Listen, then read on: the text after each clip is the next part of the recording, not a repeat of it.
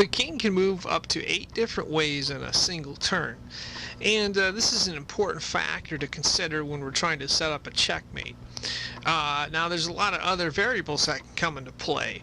The 8 potential moves are assuming that the king is in the center, and the king is a pretty wide center. But if the king moves out of the center, say this yellow square right here, now the king is restricted to a maximum of 5 moves. And if we put the king in the corner, the king is restricted even further, or it can only move 3 different ways. So we were looking, when we're starting to set up a checkmate, we're always looking for situations like that.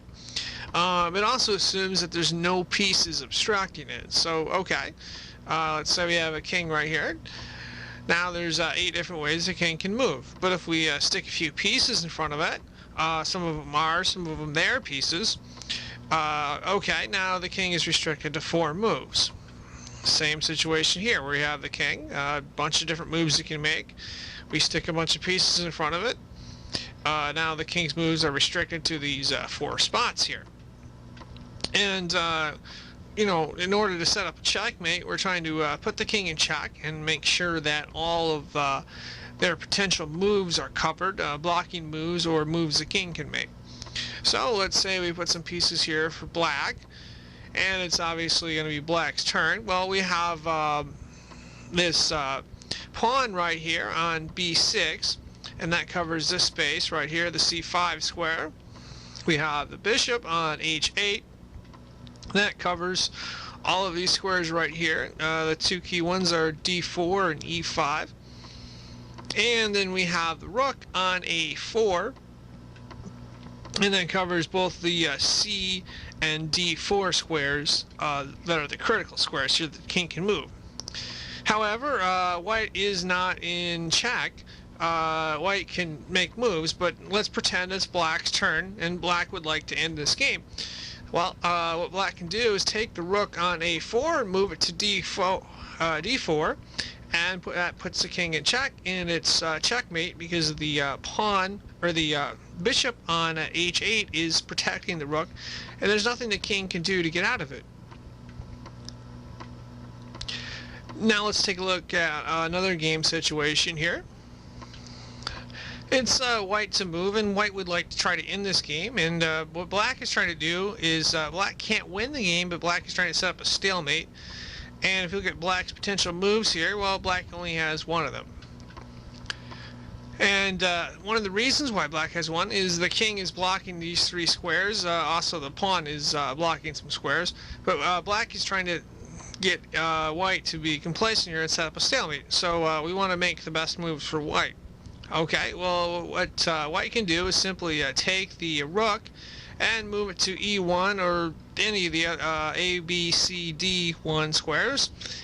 And now it's black's turn. Black only has 1 move. Well, now it's white's turn to move. And white can win the game here. We just look at what black can do on the next move. Well, white has these squares covered with the king.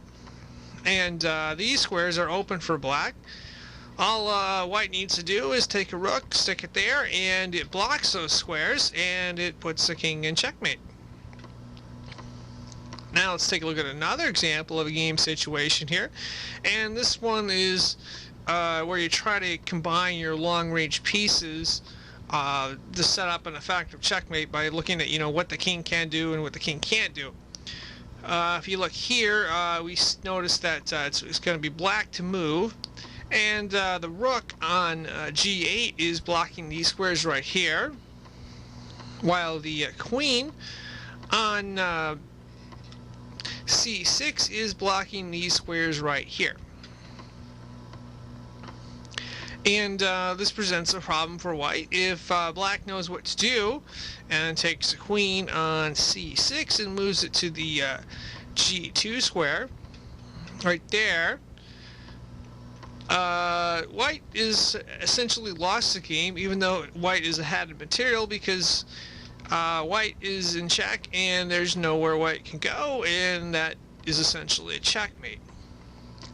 So to set up an effective checkmate, what we're looking to do is look at what potential moves our opponent has, you know, if they're in the center or not, what pieces are obstructing it, and we're trying to figure out how to get our long-range pieces to work together to block those potential moves and set up a checkmate, and sometimes possibly even using the pawn or our king to set up that checkmate.